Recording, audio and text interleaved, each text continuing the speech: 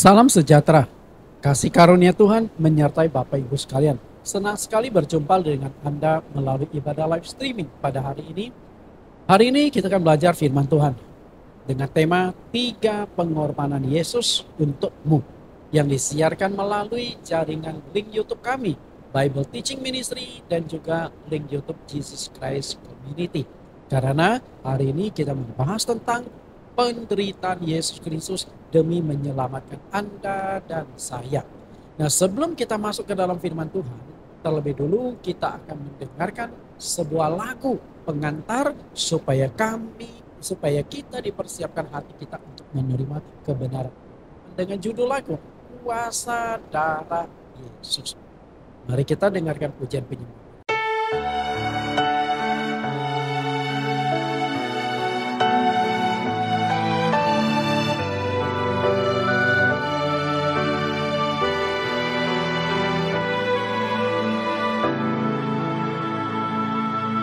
Darahmu telah tercurah,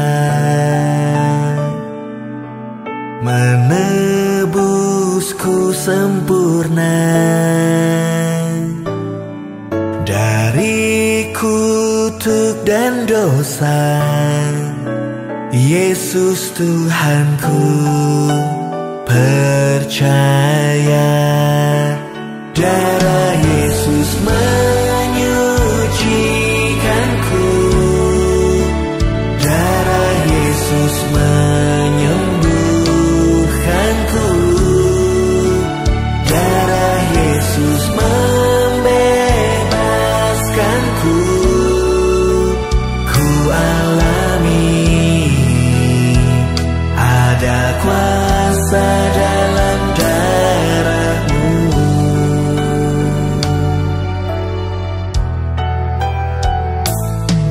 Darahmu telah tercurah, menebusku sempurna dari kutuk dan dosa. Yesus Tuhanku, percaya darah Yesus menyucikanku, darah Yesus menyembuhkanku, darah Yesus membebaskanku. Ku alami ada kuasa dalam darahmu.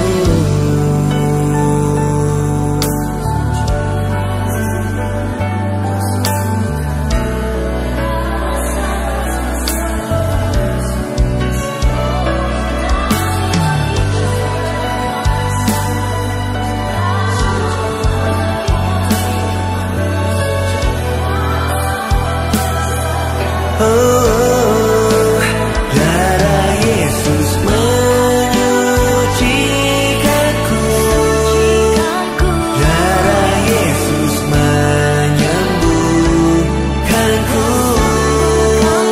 darah Yesus membebaskanku.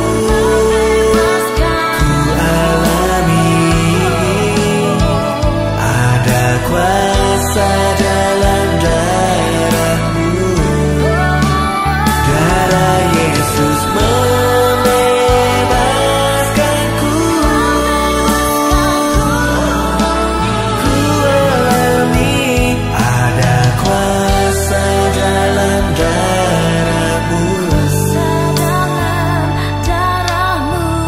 Yesus, ada kuasa dalam darahmu.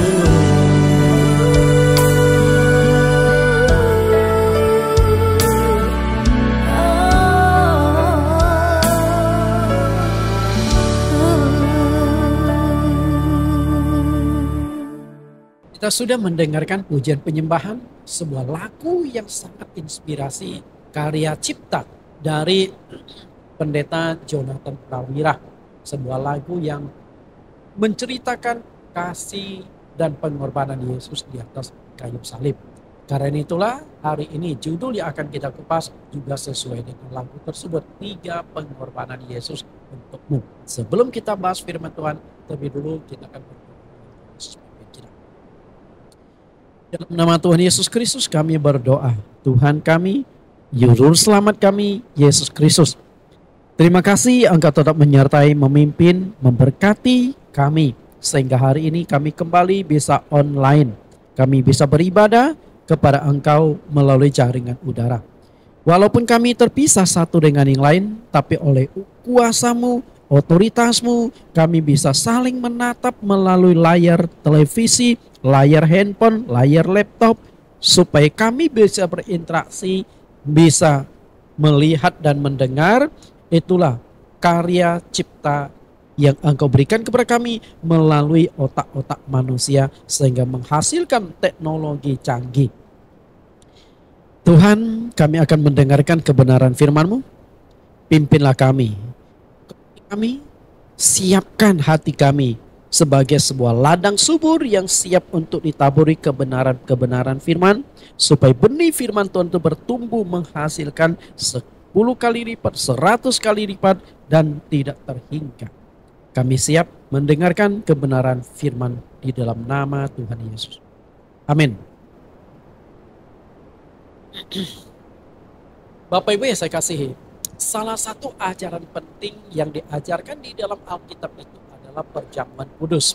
Sebenarnya di dalam Alkitab itu nggak ada istilah perjamuan kudus, adanya adalah perjamuan Tuhan. Namun oleh gereja-gereja dianggap karena tubuh dan darah Yesus itu kudus, maka disebut perjamuan kudus. Nah, menurut saya nggak ada masalah pakai istilah perjamuan Tuhan atau perjamuan kudus, karena maknanya kita bisa mengerti. Perjamuan kudus. Perjamuan kudus ini adalah perintah Tuhan Yesus. Dan perintah ini khususnya disampaikan oleh Tuhan Yesus di saat-saat terakhir dia akan meninggalkan dunia ini, akan ditangkap dan disalibkan. Kita lihat ayatnya dulu, perintah memperingati kematian Tuhan. Lukas 22 ayat 19-20. Lalu ia mengambil roti, mengucap syukur, memecah-mecahkannya dan memberikannya kepada mereka dan katanya, inilah tubuhku yang diserahkan bagi kamu. Perbuatlah ini menjadi peringatan akan aku. Demikian juga dibuatnya dengan cawan sesudah makan. Lalu berkata, cawan ini adalah perjanjian baru oleh darahku yang ditumpahkan bagi kamu. Jadi jelas sekali Tuhan Yesus memerintahkan kita, perbuatlah ini menjadi peringatan akan aku. Artinya Tuhan yang kita sembah itu ingin agar kita tuh mengingat dan selalu mengingat pengorbanannya di atas kayu salib. Dan cara kita mengingatnya adalah melalui perjamuan kudus atau perjamuan Tuhan. Karena Yesus sendiri berkata, inilah tubuhku, inilah darahku. Oke? Ini tubuh dan darah Tuhan. Berarti ketika kita mengadakan perjamuan kudus, kita menerima tubuh dan darah Tuhan, maka disebut perjamuan Tuhan. Perjamuan Tuhan. Peringatan kematian Tuhan Yesus itu diwujudkan dalam bentuk perjamuan kudus. Karena itu sebenarnya di dalam Alkitab itu nggak ada satu ayat pun yang memerintahkan kita setahun sekali kita mengadakan perayaan untuk mengadakan perayaan memperingati kematian Tuhan, yang hari ini oleh orang-orang Kristen disebut sebagai Paskah. Rabu Abu, Katolik dilengkap lagi Rabu Abu, Kamis Putih, Jumat Agung, itu 3 hari berurutan. Karena itu bukan sesuatu perintah untuk memperingati 1 tahun sekali. Enggak ada dasar ayatnya. Yang ada adalah memperingati kematian Tuhan dan diwujudkan dalam bentuk perjamuan kudus. Artinya setiap kali Anda melakukan perjamuan kudus, perjamuan Tuhan, Anda itu sedang memperingati kematian Tuhan. Karena pernah satu kali ada seorang pendeta bertanya kepada saya, Pak Nathan, kok di gereja Anda tidak ada Paskah sih? Kok di gereja Anda tidak ada perayaan memperingati kematian Tuhan sih? Nah, saya tanya dasar ayatnya. Kata Paskah sendiri itu bukan ajaran Kristen. Paskah itu berasal dari bahasa Ibrani Paskah, artinya melewati. Itu hari raya bangsa Yahudi memperingati mereka lepas dari Mesir menuju ke tanah Kanaan. Malam itu mereka akan dibunuh oleh Allah kalau tidak memberikan kode berupa darah hewan yang dioleskan di ambang pintu dan juga di tiang-tiang pintu. Itu Paskah, melewati. Sehingga kata Paskah sendiri untuk dipaksakan diterapkan di dalam Kristen itu nggak cocok. Bapak Ibu, lalu memperingati kematian Tuhan. Kematian Tuhan diperingati dalam ditetapkan tanggal tertentu, hari tertentu dalam setahun, tidak sama sekali. Peringatan kematian Tuhan Yesus itu menjadi semakin penting, artinya ketika secara khusus Tuhan Yesus memberikan perintah tersebut kepada Rasul Paulus. Tuhan Yesus punya 12 rasul yang dia pilih secara langsung sewaktu di dunia. Awalnya 12 rasul itu termasuk Yudas Iskariot. Tapi sayang, Rasul Iskariot akhirnya mengkhianat, menjual Yesus, dan akhirnya membunuh diri. Lalu dicarilah penggantinya bernama Matias. Nah, Matias ini didapat lewat cabut undi karena ada 2 orang yang awalnya diusulkan oleh rasul-rasul. Dan hasil cabut undi itu adalah Matias, sehingga Matias menggantikan posisi Yudas Iskariot, tetap 12 orang. Tapi setelah itu secara unik, secara khusus Tuhan Yesus memilih Paulus ketika dia ada di sorga. Jadi Paulus ini adalah rasul yang ke-13. Kita lihat bagaimana perintah Tuhan kepada Paulus. Jadi Paulus bisa memahami atau mengetahui tentang perjamuan kudus di malam-malam saat terakhir Tuhan Yesus. Itu langsung dari Tuhan Yesus, bukan lewat rasul-rasul lain. 1 Korintus 11 ayat 23 sampai 25. Sebab apa telah kuteruskan kepadamu telah aku terima dari Tuhan. Perhatikan ya, aku terima dari Tuhan. Aku bukan belajar dari rasul-rasul, bukan belajar dari orang lain, tapi Tuhan sendiri menyampaikan kepadaku. Dan itu dikatakan lebih jelas lagi di Galatia pasal 1 ayat 11-12. Aku terima dari Tuhan. Yaitu bahwa Tuhan Yesus pada malam waktu ia diserahkan mengambil roti. Nah, dari mana Paulus bisa tahu di malam waktu Yesus akan diserahkan ditangkap itu dia mengadakan perjamuan kudus? Lalu apa saja ucapan Tuhan Yesus ketika memimpin perjamuan? Tentu Paulus dengar langsung dari Tuhan. Ayat 24. Dan sesudah itu ia mengucap syukur di atasnya. Ia memecah-mecahkannya dan berkata, inilah tubuhku yang diserahkan bagi kamu. Perbuatlah ini menjadi peringatan akan aku. Demikian juga ia mengambil cawan sesudah makan lalu berkata, cawan ini adalah perjanjian baru yang dimeteraikan oleh darahku. Perbuatlah ini setiap kali kamu meminumnya menjadi peringatan akan aku. Ayat 26, sebab setiap kali kamu makan roti ini dan minum cawan ini, kamu memberitakan kematian Tuhan sampai ia datang. Artinya setiap kali kita mengadakan perjamuan kudus, pada saat itulah kita memperingati kematian Tuhan. Dan itu berlangsung sampai Tuhan Yesus datang kedua kalinya. Jadi bukan ditetapkan tanggal, bulan, tahun tertentu dalam memperingati kematian Tuhan. Tidak perlu tahun sekali. Bisa saja sebulan sekali, 2 bulan sekali, itu berdasarkan kebijakan setiap gereja atau sinode-sinode gereja. Lakukan perjamuan kudus itu bukan hanya sekedar memperingati kematian Tuhan Yesus yang bersifat rutinitas bulanan. Ada gereja yang setiap minggu mengadakan perjamuan kudus. Ya boleh saja, tapi kalau terlalu banyak juga gak bagus ya, sehingga maknanya jadi hilang. Ada yang setiap bulan, awal bulan. Nah, ada gereja yang saya pimpin 2 bulan sekali kami mengadakan perjamuan kudus. Ya fine-fine saja, oke saja itu. Dan lebih dari itu, sebenarnya Tuhan Yesus ingin kita mengetahui betapa besar pengorbanan Dia untuk kita.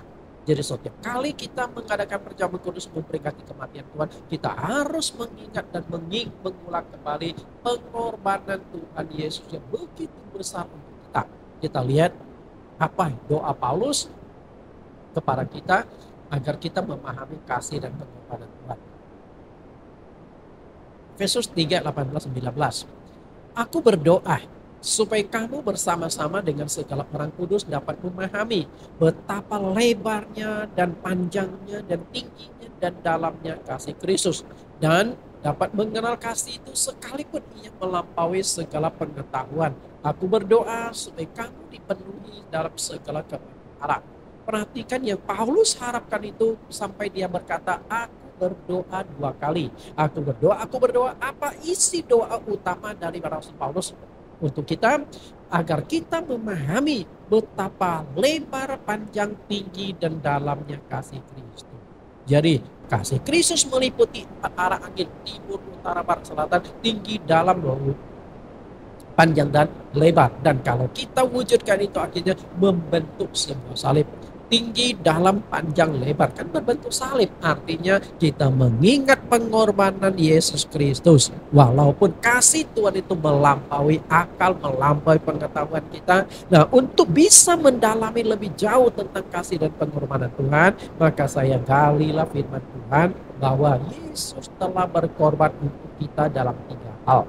Supaya Anda itu benar-benar memahami bagaimana panjang, tinggi, dalam, dan lebarnya kasih Kristus.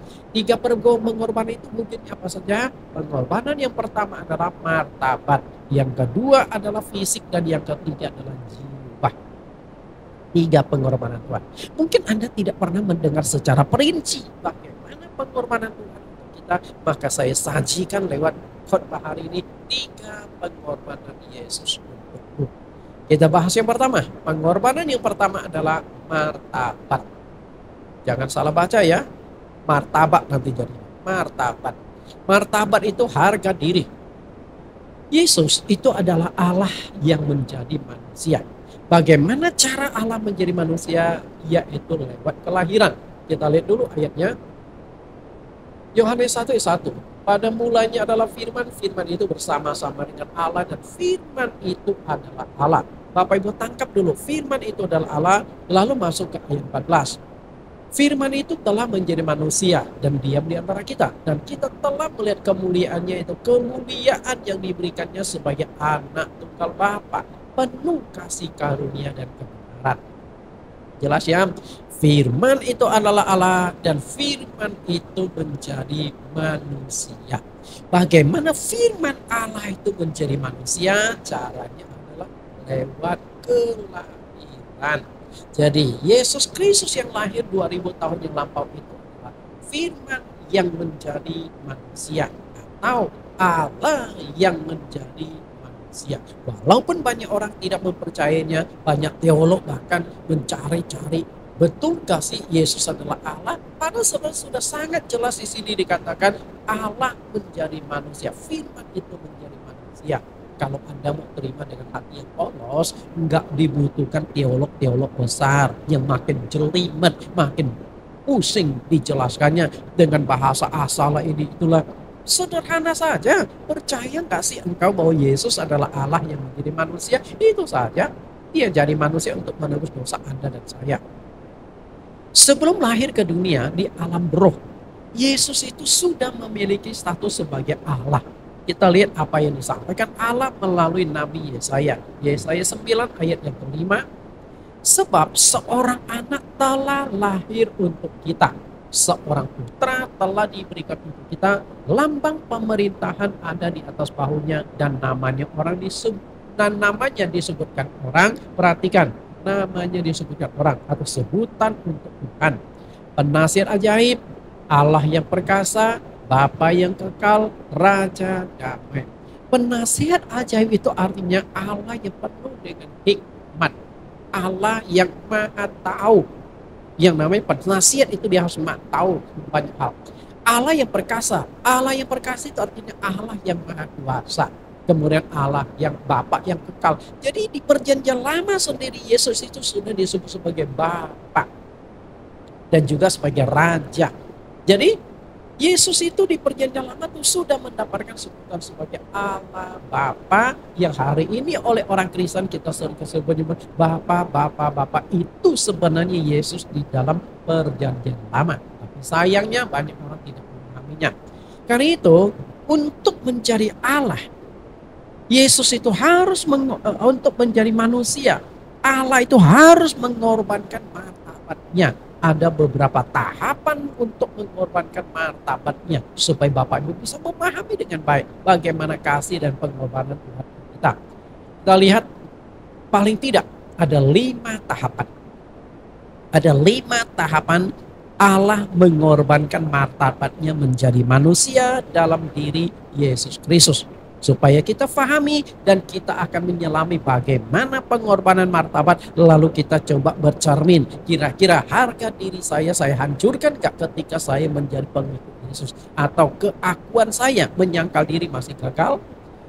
Pengorbanan tahap pertama dalam hal martabat, melepaskan segala kemuliaannya di sorga. Itu tahapan pertama dulu. Kita lihat dulu ayatnya, Filipi pasal 26. Yang walaupun dalam rupa Allah, tidak menganggap kesetaraan dengan Allah itu sebagai milik yang harus dipertahankan. Paulus ini kan sedang berbicara tentang Yesus Kristus. Di dalam Filipi pasal 2 ayat yang ke-6. Hendaklah kamu dalam hidupmu memiliki pikiran dan perasaan dalam Kristus. Artinya dia sedang berbicara tentang Yesus Kristus. Nah di dalam ayat yang ke-6 Paulus katakan yang walaupun dalam rupa Allah, okay, sebagai milik yang harus dipertahankan. Artinya status Allah itu miliknya Yesus. Dan seharusnya dia dipertahankan. Dan ketika dia di bumi pun seharusnya dia itu layak disebut Allah. Tapi Yesus, karena sewaktu dia datang ke dunia, Yesus juga tahu Allah adalah roh, sedangkan dirinya daging. Maka dia menggunakan istilah anak Allah. Padahal dia tidak pertahankan hak milik itu, status itu ketika dia di dunia. Prinsip ini terbalik dengan orang-orang di dunia. Semua orang dunia inginnya naik, tidak pernah ada yang turun. Berusaha mengejar segala kekayaan, kedudukan, kemudian duniawi. Intinya adalah kalau manusia itu grafiknya mau naik. Tapi Tuhan justru sebaliknya turun. Okay, turun. Nah inilah hebatnya. Sama tahap yang kedua adalah menjadi sama seperti manusia umumnya. Ayat 7. Melainkan telah mengosongkan dirinya sendiri dan mengambil rupa seorang hamba dan menjadi sama dengan manusia. Perhatikan kata menjadi sama dengan manusia. Artinya adalah Allah bisa Yesus Kristus. Allah dalam diri Yesus Kristus bisa lapar. Kalau Anda manusia bisa lapar, Yesus bisa lapar. Kalau Anda sebagai manusia bisa haus, Yesus juga bisa haus. Bisa lelah, maka tidak heran. Satu kali Yesus ada di dalam perahu, padahal ombak itu begitu dahsyat. Dan saat itu kapal sudah hampir tenggelam, murid ketakutan. Tapi Yesus lagi tertidur lelap di buritan kapal. Kayaknya kelelahan. Memang ketika Yesus melakukan pelayanan, Yesus itu banyak sekali kesibukan-kesibukan untuk makan saja tidak ada waktu. Jangankan istirahat. Bisa marah, bisa sedih, bisa kecewa. Itu kondisi alami. Bisa sakit.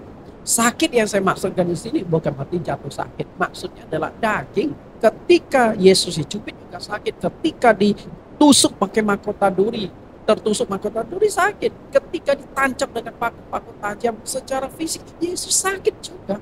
Dan secara manusia Yesus juga mati. Karena apa? Sama dengan manusia. Artinya 100% Yesus Kristus adalah manusia, hidup sebagai manusia. Jadi boleh dikatakan dia manusia seutuhnya, dia juga Allah seutuhnya. Karena dia adalah Allah yang menjadi manusia. Yang ketiga adalah tahap yang ketiga, menjadi manusia lebih rendah dari manusia umumnya. Martabat. Ayat 7, mengambil rupa seorang hamba. Ayat 7 tadi kita sudah baca, mengambil rupa seorang hamba. Kalau hanya sekedar manusia, artinya derajatnya, levelnya masih bisa diterima oleh umum.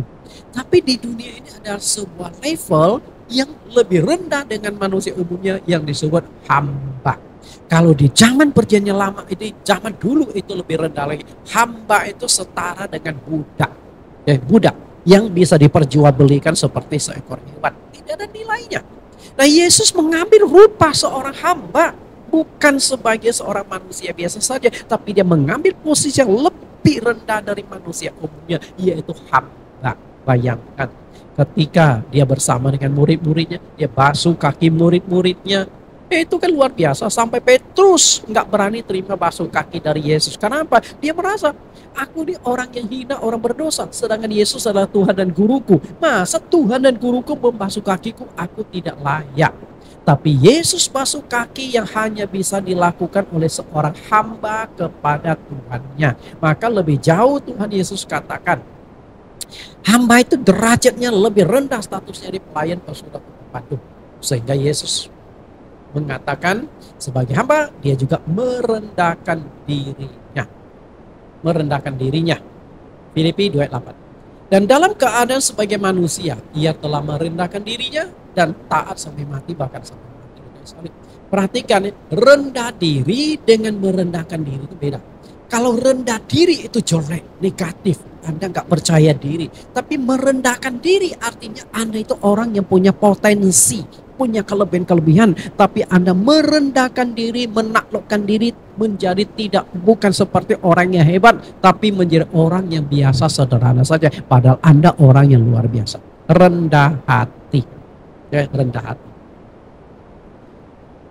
Karena itulah ketika pelayanan Tuhan Yesus mengatakan kepada murid-muridnya di Matius 20:28, sama seperti anak manusia datang bukan untuk dilayani. Perhatikan, bukan untuk dilayani. Nah ini kalau manusia di dunia, pejabat-pejabat kan mau dilayani. Dan banyak juga hamba-hamba Tuhan maunya dilayani. Dapat honor tinggi-tinggi, fasilitas yang lux, banyak hamba Tuhan. Apalagi kalau dia sudah populer. Pasang tarif, kalau Anda tidak kasih tarif demikian dia nggak datang. Naik pesawat, kalau dia undang dia khotbah antar kota, naik pesawat maunya kelas bisnis, kelas rendang maunya naik pesawat yang terbaik, Garuda atau pesawat level-level seperti itu. Nah itu dia dilayani, bukan melayani. Tapi Yesus berkata, aku datang untuk melayani dan memberikan nyawanya untuk menjadi tebusan bagi banyak orang. Bahkan jangankan mengorbankan martabatnya, mengorbankan nyawanya pun siap Yesus lakukan. Itulah pengorbanan Tuhan kita luar biasa. Menjadi contoh, menjadi tipikal bagaimana seharusnya kita hidup sebagai seorang pelayan Tuhan. Bapak Ibu yang saya katakan, apakah Anda di antara Anda pernah marah, emosi ketika Anda diperlakukan dengan tidak baik? Saya yakin sebagai seorang manusia kita pernah marah. Kalau suami istri berantem artinya ego, harga diri Anda diinjak, harga diri Anda tersebut, maka Anda marah. Betul? Emosi. Emosi adalah wujud ekspresi dari sebuah harga diri. Semakin tinggi harga diri atau martabat seseorang, semakin tinggi emosinya. Maka coba lihat para pejabat, para pengusaha-pengusaha, sombongnya minta ampun. Karena dia merasa harga dirinya tinggi, martabatnya terlalu tinggi. Padahal Yesus memberikan tantangan. Ketika menghadapi jalan salib, Yesus justru dihina, dipukul, diolok-olok, diberi mahkota duri, dan akhirnya disalibkan. Harga dirinya itu benar-benar dihancurkan. Lihat, sebelum itu terjadi Yesus sudah ingatkan. Markus 10:34, dan ia akan diolok-olokkan. Bayangkan, raja di atas segala raja, tuan di atas segala tuan, diolok-olok. Diolok-olok, marah, betul? Diludahi.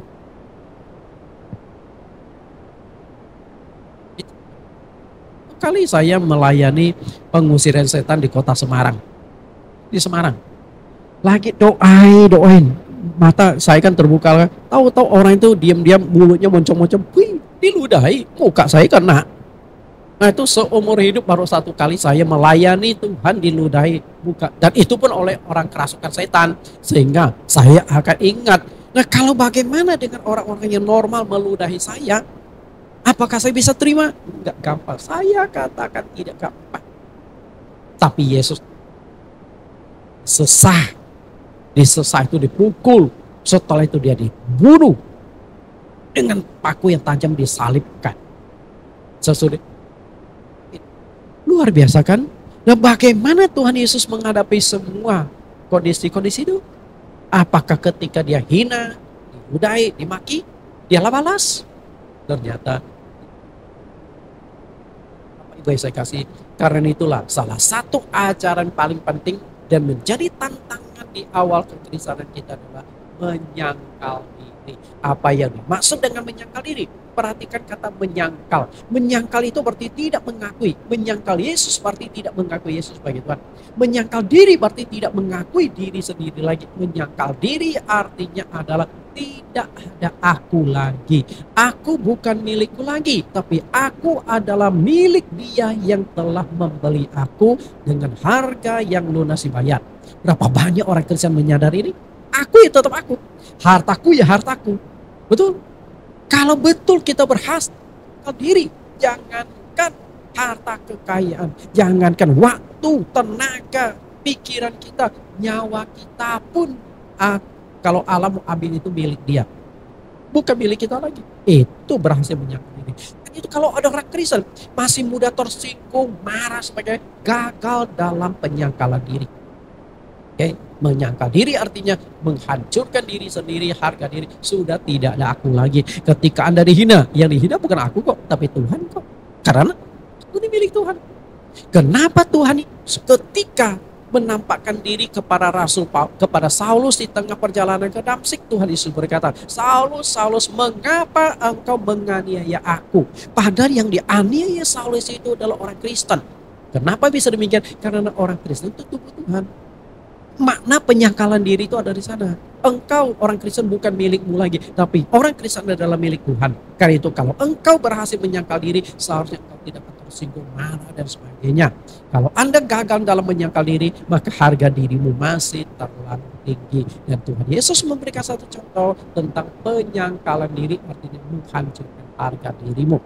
Lukas 9:22. Dan Yesus berkata, anak manusia harus menanggung banyak penderitaan dan ditolak oleh tua-tua, imam-imam kepala dan ahli-ahli Taurat, lalu dibunuh dan dibangkitkan pada hari ketiga.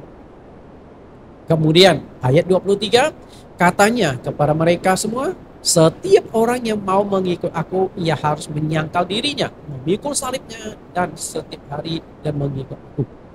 Di dalam ayat 23 adalah contoh dari Tuhan. Dia disiksa, dia dihina, diludahi, pikul salib dan lain sebagainya. Nah, ayat yang ke-23 adalah tantangan kekristenan, syarat untuk menjadi Kristen. Kalau Anda ingin jadi Tuhan, apakah Anda ingin jadi pengikut Tuhan? Apakah engkau sanggup menjadi seperti Tuhan? Berhasil diri, itulah tantangan. Lalu tahap yang kelima, Yesus taat sepenuhnya. Lihat kembali Filipi pasal 8. Taat, ia telah taat sampai mati, bahkan sampai mati di kayu salib. Perhatikan kalimat yang saya cetak merah dan itu. Taat itu enggak tanggung-tanggung. Taat secara total. Taat sampai mati di kayu salib. Nah, sebagai manusia, apakah Yesus tidak punya keinginan? Yesus tidak punya keinginan berontak. Yesus tidak punya keinginan untuk bebas, merdeka. Ada. Itu secara manusia. Makanya Yesus kembali lagi memberikan contoh tentang makna ketaatan yang sempurna, taat sampai mati di kayu salib. Matius 26 ayat 39. Ia maju sedikit lalu sujud dan berdoa. Katanya, ya Bapakku, jikalau sekiranya mungkin, biarlah cawan ini lalu daripadaku. Perhatikan, kalau bisa cawan ini lalu daripadaku, itu kehendak Tuhan. Secara pribadi, ini kehendak keinginan Yesus sendiri, kemanusiaan Yesus. Tapi setelah itu Yesus perbaiki lagi. Tetapi janganlah seperti yang ku kehendaki, melainkan seperti yang engkau kehendaki. Dengan kata lain, kalau memang Bapa di surga sudah tetapkan bahwa dia harus mati di kayu salib, harus mengalami segala penderitaan dan juga penghinaan demi menghancurkan harga dirinya, Yesus siap. Bukan menurut kehendakku, tapi menurut kehendak. Kalau kehendakku adalah saya mau lepaskan dari segala penderitaan itu, penghinaan, saya tak sanggup terima. Tapi karena engkau sudah kehendaki, maka aku akan terima. Jadi, kadang-kadang kita punya keinginan-keinginan, tapi tundukkan keinginan kita, terima kehendak Allah. Apa yang mau Tuhan proses bentuk dalam diri kita. Allah mengorbankan harga diri. Prosesnya seperti apa?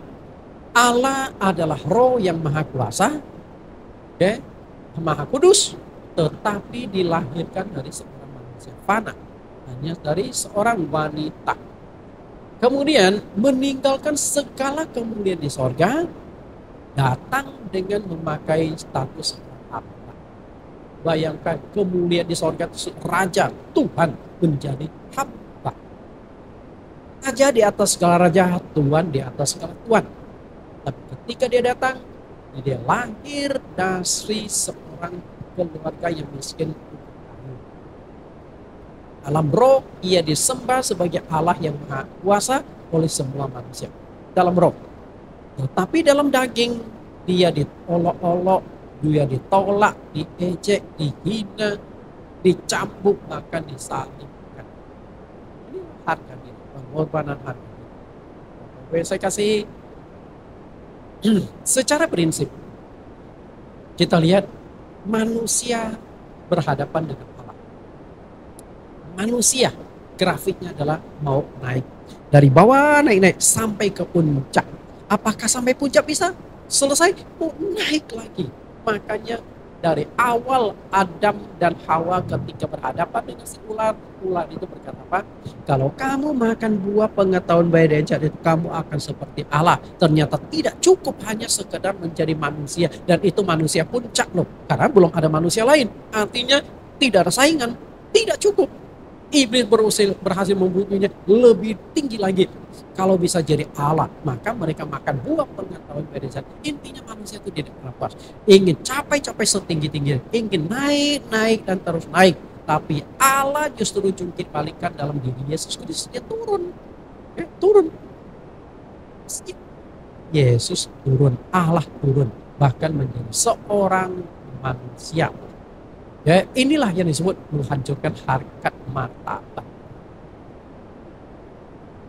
manusia. Kalau manusia sebaliknya mau jadi Allah, itu berbicara harkat dan martabat. Yang kedua, pengorbanan yang kedua, pengorbanan secara fisik. Bapak Ibu yang saya kasihi, pengorbanan fisik Tuhan Yesus.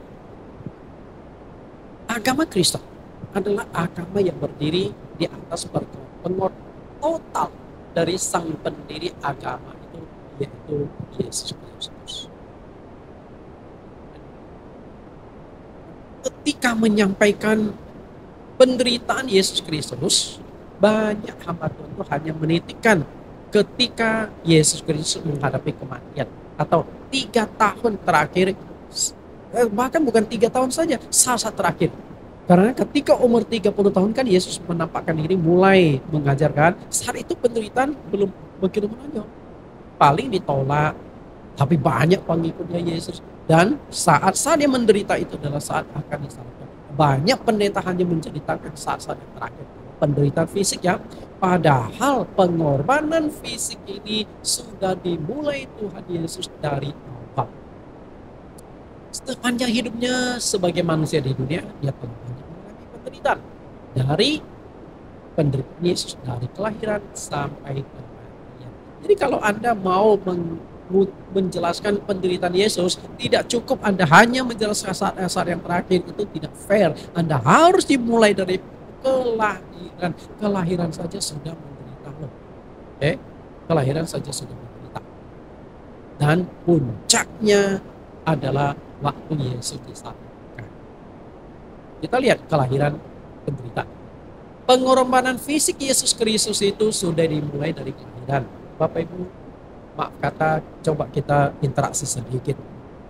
Boleh saya tahu Anda yang sedang mendengarkan khotbah saya di sini, yang lahir di rumah sakit bersalin, boleh angkat tangan? Lahir dari rumah sakit bersalin, ada nggak? Oh ada ya, ada yang angkat tangan. Oke, saya turunkan. Rumah sakit bersalin pun banyak, rumah sakit mewah-mewah loh, bisa sampai puluhan juta. Tergantung Anda mau sewa ruang apa, ruang VIP atau VVIP. Ya, tergantung duitnya Anda berapa banyak. Lalu saya turunkan. Ada nggak yang dilahir di sini klinik? Orang angkat tangan. Lahir di klinik. Nggak ada. Bersyukurlah, hidup Anda jauh lebih baik dari Yesus. Oke, saya turunkan lagi. Lahir di bidan. Nah, klinik ini mungkin ada juga bidan. Bidan bisa datang ke rumah juga. Atau lebih rendah lagi, lahir di rumah. Bapak Ibu yang dengarkan khotbah saya hari ini, boleh nggak angkat tangan yang lahir di rumah? Lahir di rumah. Saya lahir di rumah. Jadi waktu saya dilahirkan itu bukan di klinik, bukan di rumah sakit bersalin, tapi lahir di rumah dengan dukun beranak. Nah, kalau di kampung saya itu rumah sakit nggak ada, klinik nggak. Nah, adanya dukun beranak itu istilah saja. Dukun beranak itu adalah biasa seorang wanita yang membantu ibu-ibu melahirkan. Nah, dipanggil ke rumah. Nah,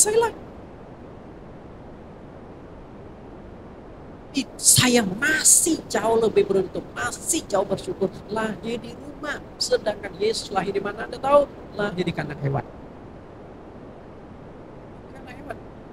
Nah, ketika Yesus dilahirkan, dia sudah mengalami penderitaan. Anda mengeluh, nggak bisa tidur gara-gara seekor nyamuk. Anda tahu nggak kondisi di kandang hewan itu seperti apa? Nyamuknya, lalatnya, kecoaknya, itu joroknya minta. Dia setelah dilahirkan bukan dibaringkan di ranjang empuk, di ayunan atau di kandang di ranjang bayi, enggak, di palungan dia ditaruh. Palungan itu tempat makanan hewan. Jorok, kotor. Jadi dari lahir saja Yesus secara fisik itu sudah mengalami penderitaan. Anda masih jauh lebih baik ya. Coba kita lihat sekilas bagaimana kondisi Yesus waktu dilahirkan. Lukas 2:1. Pada waktu itu Kaisar Agustus mengeluarkan suatu perintah menyuruh mendaftarkan semua orang di seluruh dunia. Inilah pendaftaran yang pertama kali diadakan sewaktu Kirenius menjadi wali negeri di Syria. Maka pergilah semua orang mendaftarkan diri masing-masing ke kotanya sendiri. Demikian juga Yusuf pergi dari kota Nazaret di Galilea ke Yudea, ke kota Daud yang bernama Bethlehem.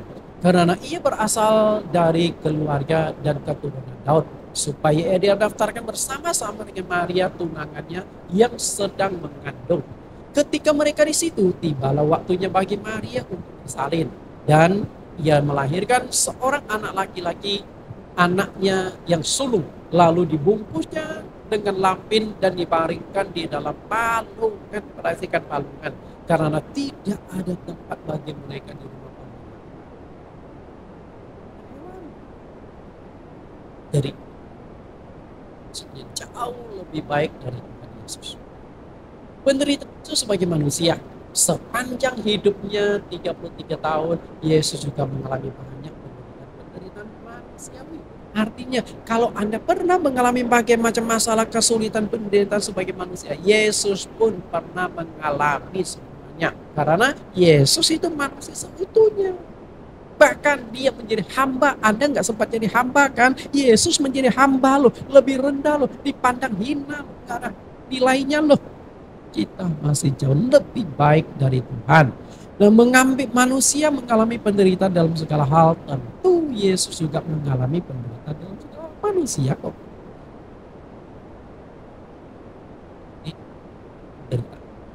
Puncak penderitaan Yesus adalah ketika dia harus menghadapi jalan salib. Itu puncaknya. Seperti apa? Yang mengerikannya jalan salib itu sampai Yesus sendiri takut menghadapinya. Maka waktu dia berdoa di Taman Getsemani, dia berkata apa? Kemudian ia menjauhkan diri dari mereka kira-kira seperlempar batu jaraknya. Lalu berlutut dan berdoa, katanya, "Ya Bapakku, jikalau engkau mau, ambil cawan ini daripadaku. Tetapi bukanlah kehendakku, melainkan kehendakmu yang terjadi." Maka seorang malaikat dari langit menampakkan diri kepadanya untuk memberinya kekuatan. Jadi ketika Yesus membayangkan apa yang akan dialami besok, dia akan sidang memutuskan dia harus dihukum mati. Lalu dia mulai diikat mulai diejek, diolok-olok, diberi mahkota duri, diberikan bambu, diolok-olok selayan seperti raja, lalu diludahi, dicaci maki, setelah itu dia dibaringkan, dicambuk berulang kali di belakang punggungnya sampai terakhir disalibkan, dan setelah mati pun orang masih belum puas, lalu lambungnya ditusuk pakai tombak.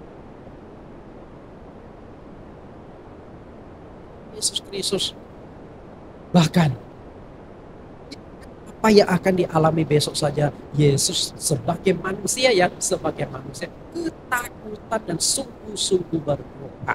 Saking takutnya seorang malaikat diutus untuk menopang dia, karena saat itu dia saking takutnya, saking stresnya, peluh dia, keringatnya itu seperti titik-titik darah, gede-gede keringat.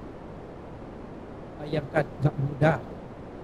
Dia ketika dia pukul, dia berontak, marah, melarikan diri dari jalan salib, gagal. Biasa. Mengerikan. Maka Yesus juga secara manusia. Penderitaan salib untuk apa saja? Yesus dipukul. Ini ayat-ayatnya saya tidak bukakan ya. Kemudian Yesus dicambuk. Yesus diberikan mahkota duri. Yesus dipaksa memikul salib. Yesus dipukul dengan kayu, dipakukan di atas kayu salib. Yesus digantung selama 6 jam di atas kayu salib, dari jam 9 pagi sampai jam 3 sore. Bahkan setelah mati pun lambungnya masih ditikam dengan tombak oleh salah satu prajurit Roma.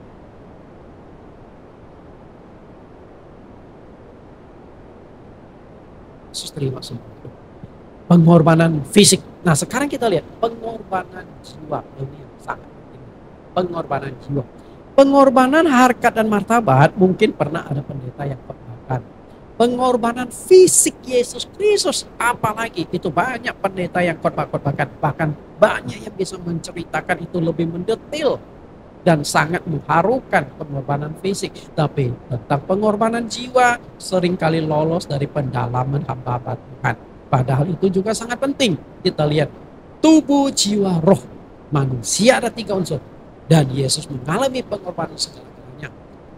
Ada sebuah rahasia kebenaran yang selama ini tidak tergali oleh hamba-hamba Tuhan. Yaitu bahwa Tuhan Yesus harus masuk ke alam maut menggantikan kita. Masuk ke alam maut. Kita lihat dulu ayatnya. Roma 10 ayat 6 dan 7. Tetapi kebenaran karena iman berkata demikian. Jangan katakan di dalam hatimu, siapakah yang akan naik ke sorga, yaitu untuk membawa Yesus turun. Atau siapakah yang akan turun ke jurang maut, yaitu untuk membawa Yesus naik dari antara orang mati. Nah, di sini kan jelas, Yesus dari sorga harus turun kan. Kemudian Yesus juga harus turun ke dunia orang mati. Dunia orang mati. Di sana itu alam maut. Jurang maut, penderitaan. Jurang maut. Katanya saja sudah jurang maut lagi. Jurang saja sudah menakutkan. Anda pernah berada di gunung, lihat ke bawah jurang-jurang, tebing-tebing, menakutkan. Tapi ini jurang maut lebih menakutkan. Rasul pasal 2 ayat 3, pasal 2 ayat 2, 3, 24. Dia yang diserahkan Allah menurut maksud dan rencananya telah kamu salibkan dan kamu bunuh oleh tangan bangsa-bangsa durhaka. Tetapi Allah membangkitkan dia dengan melepaskan dia dari sengsara maut, karena tidak mungkin ia tetap berada di dalam kuasa maut itu. Perhatikan, sengsara maut. Artinya alam maut itu adalah tempat yang sangat sengsara, tempat yang sangat mengerikan, tempat yang sangat menakutkan. Jadi seperti apa sebenarnya kondisi di alam maut itu? Nanti saya bukakan satu ayatnya. Kita lihat dulu Yesus masuk alam maut. Ibrani 2 ayat 9. Tetapi dia yang untuk waktu singkat dibuat sedikit lebih rendah daripada malaikat-malaikat, yaitu Yesus. sedikit lebih rendah dari malaikat-malaikat. Makanya waktu Yesus berdoa di ayat yang kita baca itu, malaikat yang memberikan kekuatan Yesus, malaikat yang menopang Yesus. Karena apa? Dia saat itu sedang dibuat lebih rendah dari malaikat, lebih tidak berdaya dari malaikat. Padahal dia itulah Allah, tapi dibuat lebih rendah dari malaikat. Bahkan kalau malaikat itu masih utusan Allah, Yesus menjadi hamba. Hamba itu lebih rendah. Kita lihat yang oleh karena penderitaan maut. Perhatikan kata penderitaan maut. Dimahkotai dengan kemuliaan dan hormat. Supaya oleh kasih karunia Allah ia mengalami maut bagi semua orang. Kenapa Yesus harus mengalami penderitaan di maut, alam maut? Maut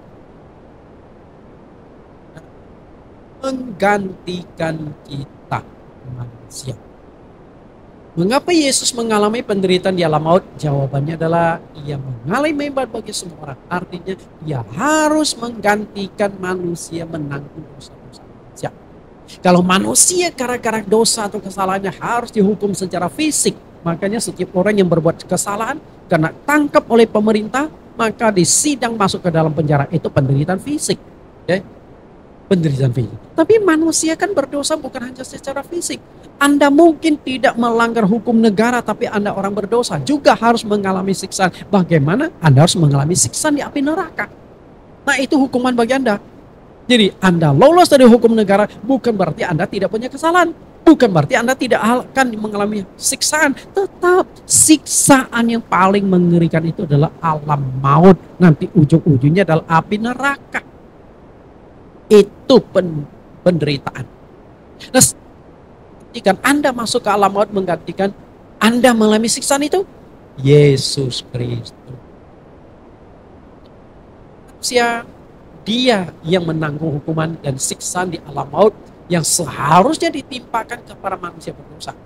Artinya, kalau Yesus tidak masuk ke alam maut, Anda dan saya yang harus masuk ke alam maut menanggung dosa kita masing-masing.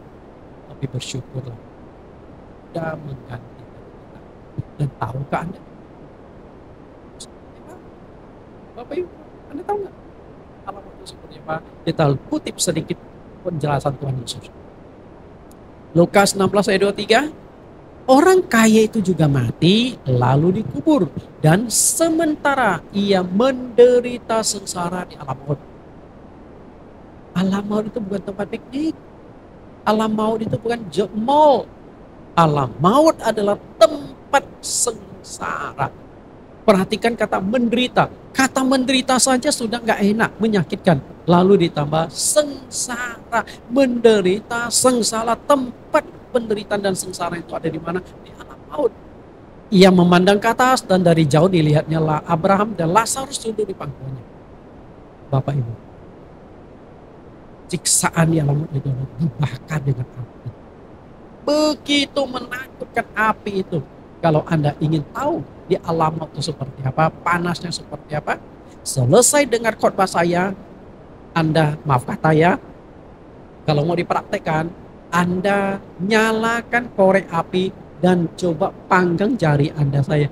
Jari Anda, nggak usah lama-lama, 1 menit saja. Jadi Anda 1 menit saja pakai korek api. Tapi sebelumnya konsultasi dengan dokter dulu. Saya tidak bertanggung jawab kalau Anda punya tangan melepuh, bengkak, infeksi. Nanti mati juga, masuk ke sini juga. Saya tidak bertanggung jawab. Tapi saya hanya melukiskan bagaimana penderitaan di alam maut. Itu 1 menit aja kita sudah sengsara. Dan bukan seluruh badan dibakar. Hanya sedikit jari, ujung jari Anda ditucul atau dipanggang sedikit pakai api. Sudah sakitnya luar biasa. Bagaimana kalau kita masuk ke dalam sana? Mengerikan. Ayat 24, lalu ia berseru katanya, Bapak Abraham, kasihanilah aku. Suruhlah Lazarus supaya ia mencelupkan ujung jarinya ke dalam air dan menyejukkan lidahku. Sebab aku sangat kesakitan dalam nyala api. Sangat kesakitan. Bukan hanya kata sakit, tapi sangat artinya itu luar biasa sakit. Setetes air, Anda di dunia, 1 galon air pun Anda buang. Makanya kadang-kadang saya suka negur jemaat kalau di gereja minum air itu hanya 1-2 teguk. Masih untung lah air gelas. Kadang-kadang disediakan botolan. Okay? hanya neguk satu dua keteguk, ditaruh, ditinggal. Sehingga orang belakang tuh hanya harus beres-beres. Anda buang-buang anugerah Tuhan. Di sini satu tetes air pun sangat berharga karena dia sangat kepanasan, sangat kesakitan, dinyala api. Anda harus masuk ke sana. Bersyukurlah, Yesus sudah menggantikan saya. Yesus sudah menggantikan Anda masuk ke alam maut itu. Sadarkah Anda? Jika Yesus tidak masuk ke alam maut, maka Anda dan saya yang harus masuk ke sana menanggung penderitaan kita. Hanya ada satu yang melandasi pengorbanan Yesus, karena dia mengasihi Anda, mengasihi saya. Dia rela berkorban karena kasih itu pengorbanan, cinta itu pengorbanan, cinta kasih itu pengorbanan yang total. Yohanes 15 ayat 13-14, tidak ada kasih yang lebih besar daripada kasih seorang yang memberikan nyawanya untuk sahabat-sahabatnya. Kamu adalah sahabatku. Jikalau kamu berbuat apa yang kuperintahkan kepadamu. Kita adalah sahabat Tuhan. Maka Tuhan tidak menganggap Anda berdosa. Tuhan tidak menganggap Anda orang lain. Tapi Tuhan menganggap Anda sebagai sahabat. Nah, kalau Anda mengalami penderitaan, sahabatnya siap menanggung. Itu sahabat sejati. Kalau sahabat-sahabatan ketika engkau mengalami masalah, kesulitan, penderitaan, dia kabur. Ketika engkau sukses, dia datang ramai-ramai. Itu bukan sahabat sejati. Sahabat sejati siap menyerahkan nyawanya untuk menolong Anda, meringankan masalah, kesulitan, beban Anda. Itulah Yesus Kristus. Penderitaan. Itu pengorbanan jiwa itu lebih menakutkan lagi daripada pengorbanan fisik. Nah, yang akan kita analisa adalah kira-kira jam berapa Yesus masuk ke alam maut. Jam berapa Yesus masuk ke alam maut? Ada dua tafsiran. Ya, ada dua tafsiran. Di Matius pasal 27 ayat 45 sampai 46, kedua tafsiran waktu yang pertama adalah jam 12 siang. Yesus masuk ke alam maut. Nah, tafsiran kedua adalah jam 15 atau jam 3 sore Yesus masuk ke alam maut. Karena Yesus itu mulai disalibkan dari jam 9 pagi dan meninggal di jam 3 sore. Tapi jam 6 baru diturunkan dari kayu salib. Kita lihat dulu Matius pasal 27 ayat 45-46 tentang waktu Yesus masuk ke alam maut. Matius 27 ayat 45. Mulai dari jam 12 kegelapan meliputi seluruh daerah itu sampai jam 3. Kenapa ya? Kegelapan tidak muncul jam 9 waktu disalibkan, enggak. Jam 12 petang. Kenapa jam 12 siang? Karena itu sedang terik-teriknya matahari, sedang panas-panasnya, puncak dari hari itu jam 12 siang.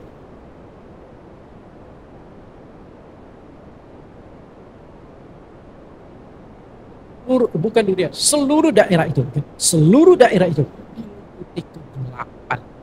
Ini bukan kegelapan gerhana matahari. Kalau gerhana matahari paling 5 menit, 10 menit selesai. Ini 3 jam. Dari jam 12 sampai jam 3 sore, saat itu diliputi kegelapan. Seberapa gelap? Nah, saya tidak tahu seberapa gelap. Intinya adalah Yesus adalah terang dunia. Ketika sang terang dunia masuk ke alam maut, maka saat itulah diliputi kegelapan secara simbolis. Artinya, kemungkinan Yesus meninggal dan Yesus masuk ke alam maut itu jam 12 siang itu dia sudah masuk ke alam maut. Sampai jam 3. Kemungkinan. Tapi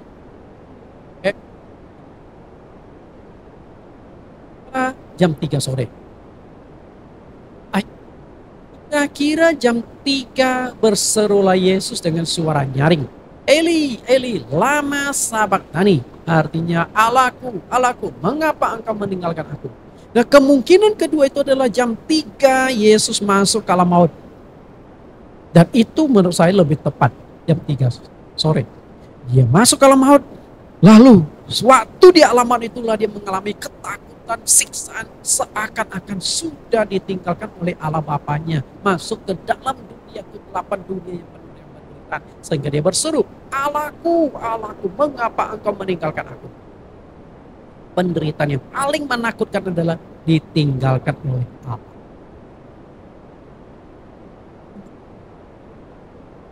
Jam 3 itulah Yesus masuk alamat menggantikan saya dan Anda. Ketika dia cambuk, dia diam. Ketika dia dihina, dia diam. Ketika dipukul, dia diam. Ketika paku-paku panjang 30 cm segede jari ditusukkan ke tangannya, ke kakinya, dia tetap diam, masih bisa bertahan. Tapi ketika dia masuk ke dalam siksaan di alam maut, itulah dia sudah tidak tahan, berserulah, Allahku, Allahku, mengapa engkau meninggalkan aku? Tidak lama kemudian dia meninggal. Saat itulah dia masuk menggantikan ayah saya, menggantikan ayah. Jadi itu mengasihi engkau bukanlah hal yang mudah. Allah mau mengorbankan segala kemuliaan di sorga, turun ke dunia menjadi manusia. Hanya ada satu yang melandasi tindakan Yesus, yaitu kasih. Allah mengasihi Anda dan mengasihi. Anda bisa berkorban tanpa kasih. Artinya Anda mengorbankan waktu, tenaga, uang, bukan dilandasi kasih. Satu kali saya bawa mobil di Jalan Tomang yang persimpangan ke Mall Taman Anggrek. Jadi di sana itu kan ada lampu merah, ke kanan itu sudah ke Mall Taman Anggrek. Ada seorang anak muda, badannya sehat, kekar, tapi minta-minta. Nah, sebelum dia minta, ketok pintu kaca, dia tunjukkan telapak tangannya. Saya lihat ada sebuah paku kecil diselipkan di tangannya. Dia tunjukkan, artinya lalu you nggak kasih, siap-siap saja. Ya, stop. Berpikir, kalau saya nggak kasih, dia lewati mobil saya, tinggal ditempeli tangannya, set, itu bisa ratusan ribu. Terpaksa saya buka mobil, pelan kaca mobil. Ya, saya lihat orang yang nggak beda sedikit celah saja, kasihkan 2.000, tapi mobil saya aman. Betul? Anda kasih, memberi bukan berdasarkan kasih, terpaksa. Tapi Anda tidak mungkin bisa berkorban kalau tanpa kasih. Artinya kasih itu Yesus sudah mengorbankan segala-galanya karena Yesus mengasihi Anda. Maka orang yang mengerti kasih Tuhan akan hidup untuk Tuhan. 2 Korintus 5 ayat 14-15. Sebab kasih Kristus yang menguasai kami karena kami telah mengerti bahwa jika satu orang sudah mati untuk semua orang, maka mereka semua sudah mati. Dan Kristus telah mati untuk semua orang supaya mereka yang hidup tidak lagi hidup untuk dirinya sendiri, tetapi untuk Dia yang telah mati dan telah dibangkitkan. Yesus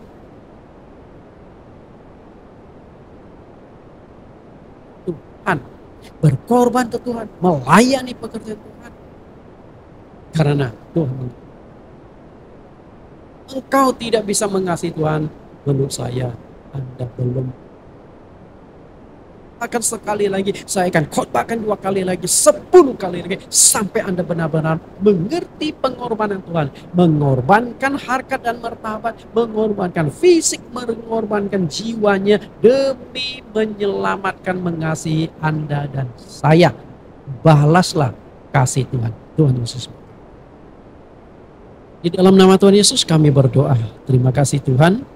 Engkau sudah menyertai kami, sudah menyingkapkan bagi kami kebenaran-kebenaran firman saat ini. Ternyata selama ini kami hanya tahu Engkau berkorban bagi kami, tapi kami tidak tahu seberapa dalam, seberapa jauh pengorbanan Engkau.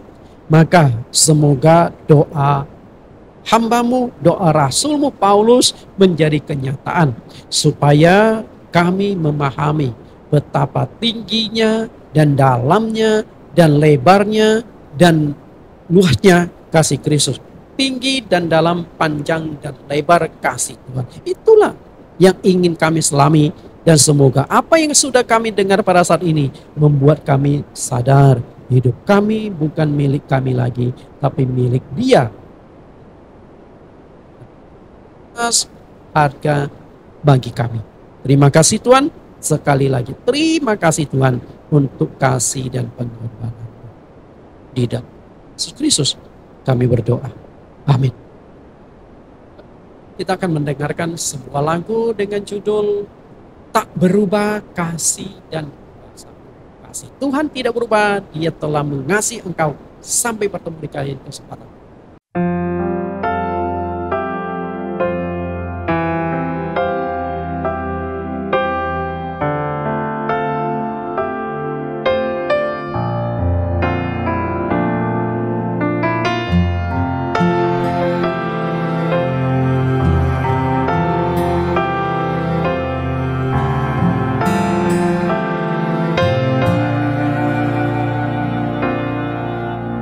Di saat ku lemah, Kau menunjukkan tanda penyertaan-Mu. Di saat ku perlu, Kau membuktikan tak berubah kasih dan kuasa-Mu. Ku percaya Kau Tuhan yang selalu hadir bagiku di setiap waktu untuk menggenapi setiap janji-Mu dalam hidupku. Ku bersyukur memiliki-Mu.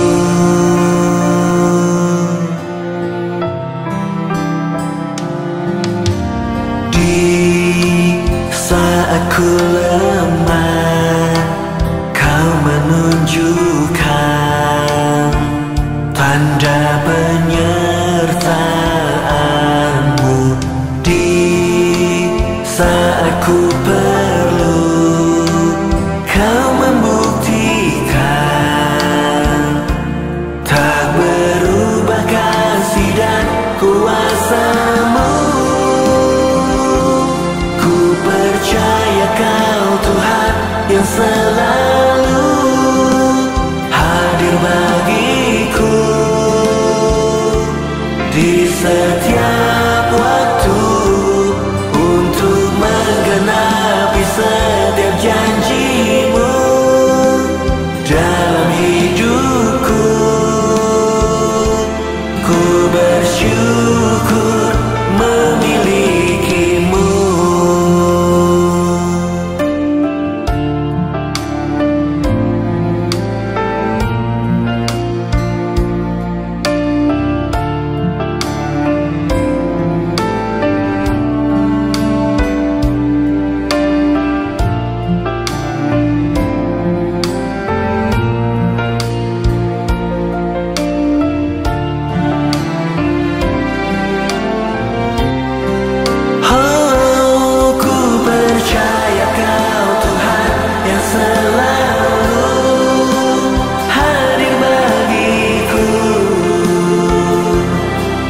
Setiap waktu untuk menggenapi setiap janji-Mu.